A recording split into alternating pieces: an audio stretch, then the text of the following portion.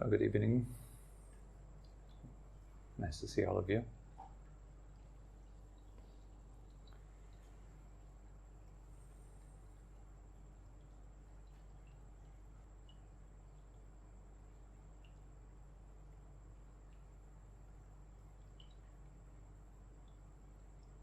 In the beginning, when we practice meditation first,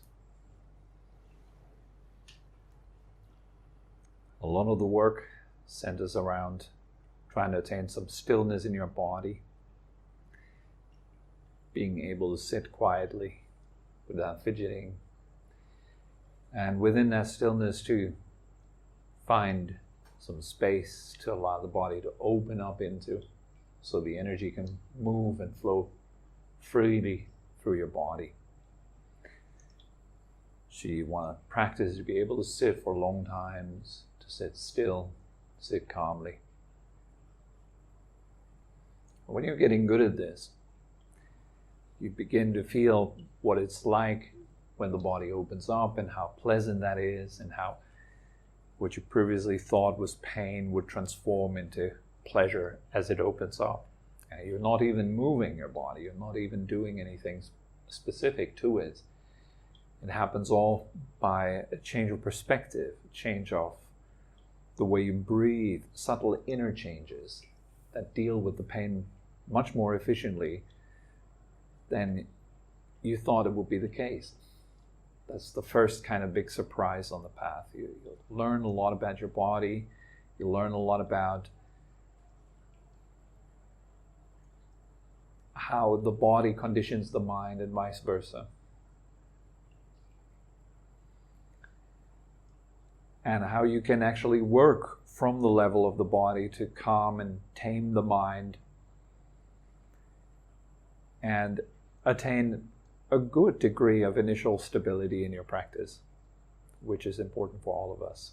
We need to have some immunity to your regular pains and itches and stuff that makes you nervous, and all the nervousness just in general in our bodies. We need to kind of learn not to react to it immediately, just to impulsively try to get rid of it, just trying to follow some pleasure principle. I only want to feel comfortable all the time. So also another huge benefit of that is you begin to experience a sort of calmness just within your body that makes you much less prone to stress in your daily life. Like if you have to wait somewhere or something goes wrong, you will find that your body doesn't react the way it usually would by going immediately into fight or flight, by immediately exhibiting symptoms of high stress. Your sleep will get better. Your overall feeling of happiness will get better because you're much more present also. Your posture will get better as well. All these things will improve, and that's good. Then we are working with presence. What that really means is we are sharpening our skill of being alert. What that means is knowing what is happening while it is happening. So you know when you're focused, for example, and you know when you're distracted. Most of us, we don't know when we're distracted at all, right? You can spend many hours of the day just going about your daily business and you don't even know how distracted you are. You may have the intention, okay, I'm going to take a shower mindfully. I'm going to feel the water while I shower, and I'm just sticking to that. Seconds later, when forming that intention, you've already forgotten it, right? I bet to everyone who has tried to be mindful throughout the daily activities, that sounds familiar. It's pretty difficult to know what you're doing while you're doing it. And what does that in our mind, that factor is called alertness. Or presence. You can call it presence, really. You know what's going on right now. You know when you're angry. You know when you're building up to anger, the way you think and how you create anger within your being. So you know it while it's happening. That gives you choice, really. That's what that does. Rather than just impulsively reacting to things, you know what's going on, you know how the environment would stimulate habitual responses in your nervous system, and you immediately notice it. You're not just acting it out. You now have a choice to perhaps act in more skillful ways that are better for you and your family and your friends and loved ones and your community and all that.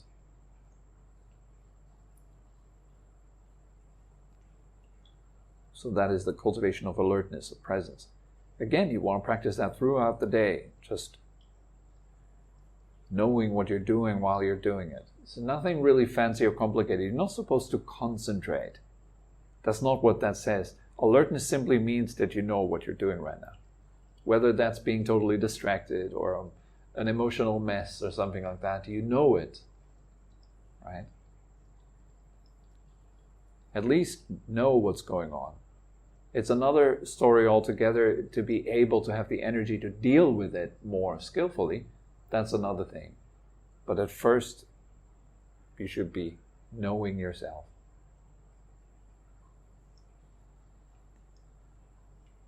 And once you get really good at that, you'll notice that the deeper your knowing gets, the more observant you become, the less closeness there will be between you and your experiences. It's kind of like you're gaining a bit more distance. That is, by the way, exactly what makes you less reactive. There is a distance between the observer and the object that is observed. And it would take time to bridge that gap. So the more you practice to simply just observe what's going on, to watch thoughts arise and pass, to watch emotions come and go, to observe your pain and how it fluctuates and moves through the limbs, the body, the more distance you gain from it, the less reactive you become. And the more your mind withdraws into a type of inner silence. If you're not grasping your thoughts when they arise, you watch them come and go, you don't grab them, the less pronounced they are, the less clarity they have. Whereas before, when you were just reacting to them, you were in them, identified with them, muddled in their kind of nature. There was no distance, so you even felt like I am the thinker. We're so identified with our thoughts, we don't even know that we're thinking. That the voice in your head doesn't appear as a voice in your head because it feels like it's you that talks. And you gain some distance, then suddenly you notice, oh, there is a voice. Not I think that, blah, blah, blah. But, oh, there is a voice. Then you gain some more distance. The voice becomes less important because you observe and you notice like, oh, most of the stuff that the voice talks about is really irrelevant. There's nothing to it. And so you're not so easily caught up with it anymore. That should go hand in hand with your observation, by the way. You will notice, and that part of the mind we call a discrimination. It's a type of wisdom. You're able to see clearly and judge. A lot of people, by the way, they think, oh, I shouldn't judge. Well, yes, you should, I think. It's not only that you shouldn't judge, judgment is a natural part of your survival system. If you wouldn't be able to judge, you just constantly run into trouble. Thank God you are able to judge.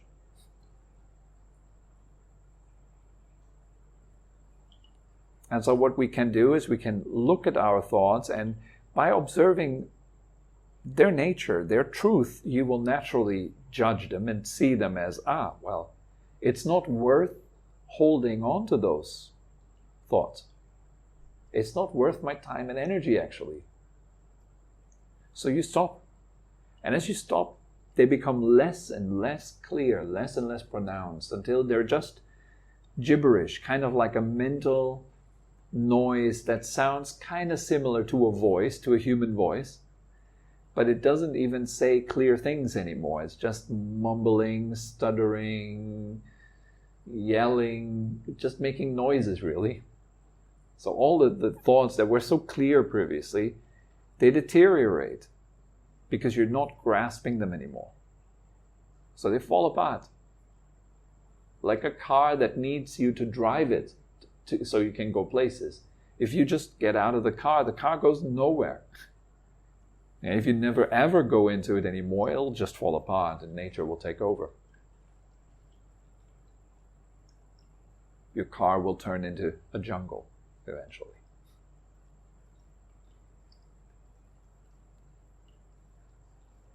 So, and as you observe this fading away of the content, of the dreamlike content of your thoughts, you simultaneously also notice that you're fading back into some kind of silence. That's the third stage. So you begin to notice that your being, the fact that you are present here now, that there is something that's here,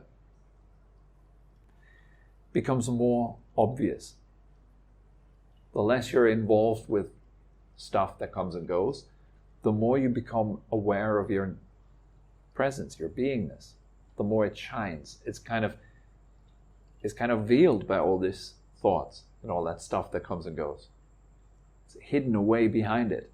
And as that stuff falls away, you're simply noticing, oh wow, I'm just here, and things come and go. Not only thoughts, but feelings and emotional moods and all that stuff. It just, it doesn't really affect you anymore. You gain distance from even that. The feelings in your body also. The more you enter that silence, the more you start forgetting your body. And that's very pleasant. It's actually very nice. Forgetting the body is one of the nicest things. Go figure, right? We all love sleeping. We all love playing computer games. We love watching movies. What's that? Why is it so pleasant? Because it allows you to forget the body for a little while. Drugs too. Right? You forget. You don't feel the heaviness of it so much. And that, we all love it. We love the falling away of the body, actually. It's a bit of a more intense form of, that's what that is. As you go to sleep, you totally let go. And it's nice, it's not a threat. You just drop your body. The same kind of thing happens in meditation practice. As you go deeper, if you really enter this kind of silence, the body begins to drop away, it falls away. And with your body, which is basically just a machine for the five senses, it's helping you to feel, to hear, to taste, to smell, to see, and to think also. All that kind of becomes more distant, and then it falls away eventually.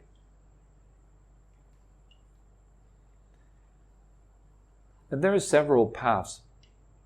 Now you could, for example, focus your mind on the breath, because the silence has prepared you for breathing meditation. So you're a bit more familiar with the silence. Breathing meditation is going to be a breeze because you're not caught up with your thoughts anymore. That business is dealt with. Like a lot of beginners, they try to immediately focus on their breath, but they're so close to their thoughts still. And then no wonder they would complain and say, I can't meditate because I think too much. I'm too distracted. Well, you haven't initially dealt with most of the distraction. You haven't dropped it. Like you take your shoes off in Thailand before you enter a home, right? You first drop part of your baggage. And then you can come in. The same goes for meditation. You first drop some of the most noisy parts of your mind. And then it's going to be much more easy to be with your breath. And that's then a path, a quite direct path into deeper meditation. Then the only thing that you need to train is mindfulness per se. You need to keep the breath in mind. That's breathing meditation, basically. Keeping the breath in mind. The Buddha calls it mindfulness of breathing. Anapanasati. Sati is mindfulness. And ana and apana is in and out breath. You put that together, you have anapanasati. Mindfulness of breathing. So the primary or most central meditation technique that the Buddha has taught. Correct me if I'm wrong, but I think it was also the meditation technique that he himself used to attain enlightenment. Or at least to stabilize the mind. So what we do is we bring our mind to this object of the breath, and then we keep the breath in mind. That keeping, the holding power here, the not forgetting, that's mindfulness. A lot of people also nowadays, there's this error that people think, oh, mindfulness means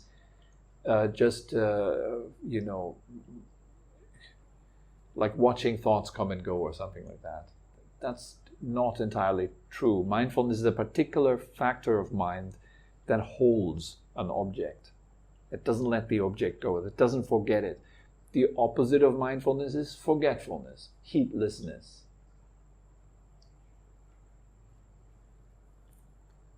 So that's what we train now. We train with the help of alertness, which we have established in stage 2 with presence.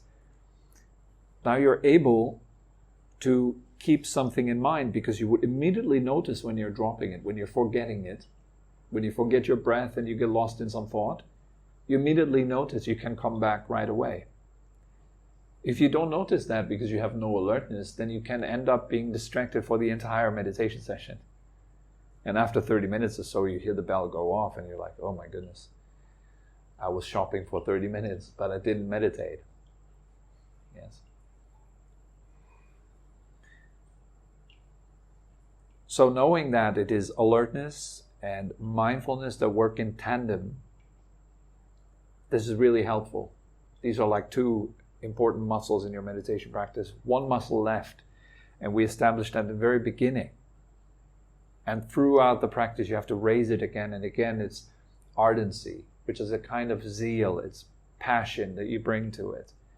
The same kind of passion that we bring to some object of art that you want to create, and you want to create it really well, and you put your heart into it. I think that's a kind of a nice description. You're putting your heart into it.